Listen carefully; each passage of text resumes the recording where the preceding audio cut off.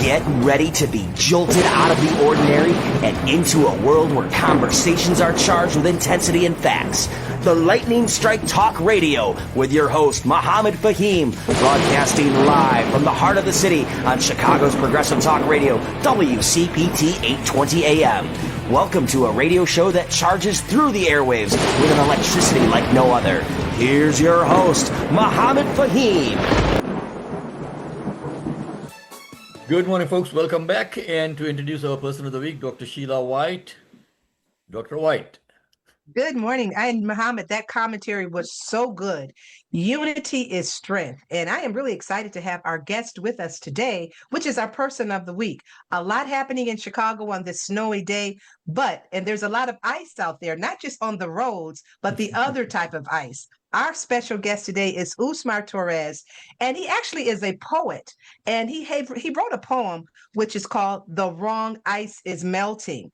And before we get off the line today, I want him to just give us a couple of bars about that. But just to give you a 24-hour notice in the life of him, last night he received the Gold Star Award from a large international organization. He was interviewed on television last night as well on Channel 6 by one of our congressmen in Joliet. And he's been busy. He's on the radio in Chicago this morning, early. I want to welcome our guest, Mr. Torres. Welcome to the lightning strike. We don't have lightning, we have snow today, but it's still lightning someplace around the world. Welcome. Thank you. They say that lightning strikes over 1,000 times a second all over the world. So we're just another strike in the storm. But thank you for having me. And again, 100% in solidarity with what our host was saying. Thank you, Mohammed, for that very decisive position and the statement of just solidarity with everybody. That means a lot to people. So thank you. Thank you. Myself personally, especially. You know, Mr. Torres, let's talk a little bit. You have poetry writing workshops. I know that you're a member of Joliet Junior College's community here in Joliet, and you organized the Bicentennial's first poetry open mic. What was that like, and how did you come up with that idea? Yeah, so I'm the poet laureate of Joliet here. So like the city elected me to be like one of the representations of like the art community here. But it's been work that I've been doing for a long time. I've held the poet laureate position for about 1.5 years now. I got about 6 months left. But even before that, when I was living in Chicago, right now I'm based out of Joliet. When I was living in Chicago, I had been doing a lot of different open mics and writing workshops just for the community. Because I got my degree in poetry. So ever since I was in college, I've been very much interested in like building community around writers, because most writers are closeted writers. And as soon as you give them, the opportunity, sometimes people just need a bit of a platform to do what they do. So that's what I've been doing here in Joliet.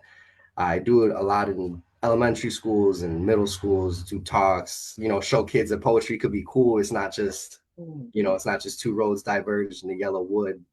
There's poetry in all the music that we listen to and all of the, even, you read a silly Dr. Seuss book and it's just bar for bar, it's all poetry. So I like to just make sure that especially the younger generation understands how accessible and how like liberating and how you could really find your voice in something like that.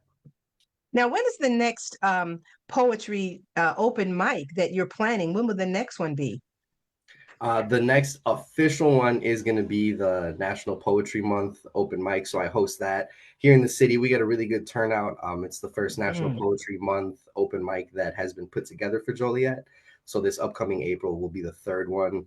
But also between here and there, I got 4 or 5 different writing workshops lined up, and then trying to plan a few extra open mics while it's still cold outside. But, this winter weather be kicking our butts. Yeah. When you talk about helping people to write poetry, that's not the easiest thing, because it seems like you have it or you don't. Everybody has a different style. One of our hosts is a poet as well. He's a phenomenal poet, and he writes long poetry and short poetry, and he'll take you to a place almost like far away. He pulls you into his world. So when you're teaching people how to write poetry, what are some of the things you can do to teach a person that's just not a novice at it? That's a really good question. Well, I'm a firm believer that everybody's an artist and everybody has the capacity to create on some level or another. I just so happen to have like a stronger voice with my writing than I do with whether it was painting or dancing or whatever outlet I pursued creatively. And I wouldn't say that I don't teach people how to write. I kind of help Okay. develop their strengths in terms of like, one is confidence. If you Mm. say something with conviction, if you speak with you put a little bass in your voice and you look somebody in the eye, you could be reading a grocery list and they feel like moved, you know. So it's a lot. I myself am a spoken word poet, so I believe very much in the power of like the delivery. Um, Yes. there's a little formula and how I run the workshops. I always like to encourage people, like everything I do, I give out notebooks everywhere I go. That's one of my things. And with my workshops, I tell everyone, even if you only write my name is, Jeremy or whatever, like writing makes you a writer. So once you've written the first line, you're already a poet. Now you just have to keep being a poet because it's harder to get started than it is to keep that momentum going.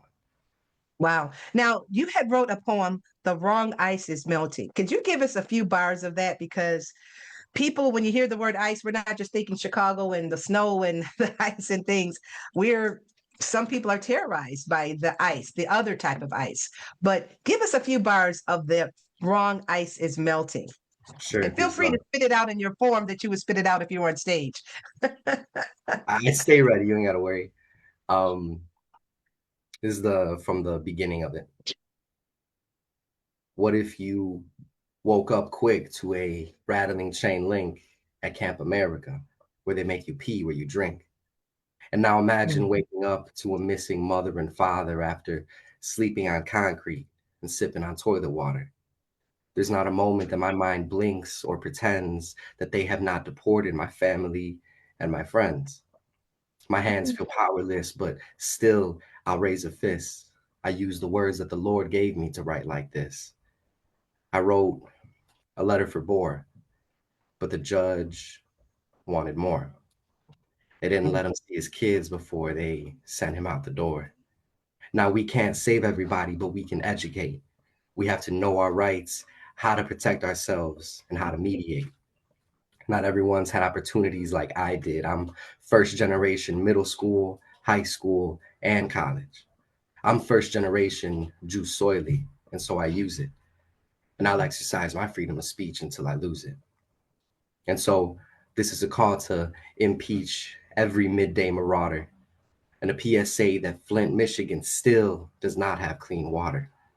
This is a call to bless the blood in the streets where I was born and to hand down all of the hand-me-down clothes that we have worn. But if I could turn the clock back, I would not change a thing because I would not be who I am without who I have been. And so I dedicate this one to every orphan at the border in a cage. Aquí ando rezando, quemando mi palo santo. I have been burning sage because some days we fly with angels, but other days we creep with demons. It's up to us to decolonize our own mind in order to supersede it because everything is possible, but nothing is certain. And so maybe some of our obstacles are nothing more than a curtain. And if we take the time to dream it, to give it love, and let it happen, well, then maybe that little spark of light will start a chain reaction. Wow. It's like we could snap on that one. That was awesome. That was awesome. Unity is strength. Thank you so much for being our special guest. It spoke volumes. And The Wrong Ice is Melting is the name of that poem by Mr. Torres. And he is our Joliet's own poet that is taking. Okay, Sheila, I think you muted yourself, so we are unable to hear you. But thank you so much for joining, Mr. Torres, and hopefully for on one of your workshops, I will just pop in and see if I could, say a few words also. Okay, Lovely. like to write poetry myself. Love So, to have Mr. you. Torres, actually, if you don't mind, I have a question for you. Yeah. I was wondering where you take inspiration from, because I'm also a poet myself, and I was wondering, um, Chicago is an amazing city, not just obviously the inner city, but outside, as Joliet, as you said, is an amazing city for creativity and expression. Do you find inspiration through groups like the Dark Noise Collective, do you find inspiration through, I don't know if you know Jamila Woods. I Love just was wondering, I know, I love her too. I was wondering, where is that core inspiration coming from? I feel like a lot of it has to do with what you immerse yourself in. So if groups are always key, right? Community helps us build in every way, especially creatively. Collaboration is at the heart of, everything we do.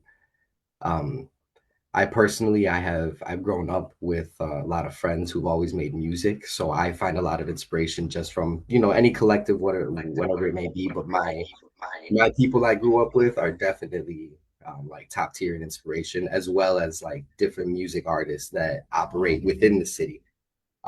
Like, Chance, Jamila, Vic, all these super, not just creative people, but people who have like a beautiful way of thinking. These like activists in their own way, whether it's through their art or their community work. Um, and also, I think one of the key things in finding your own inspiration is turning off the noise. Mm. You need to take that time to kind of absorb and bounce ideas with your community and find that inspiration.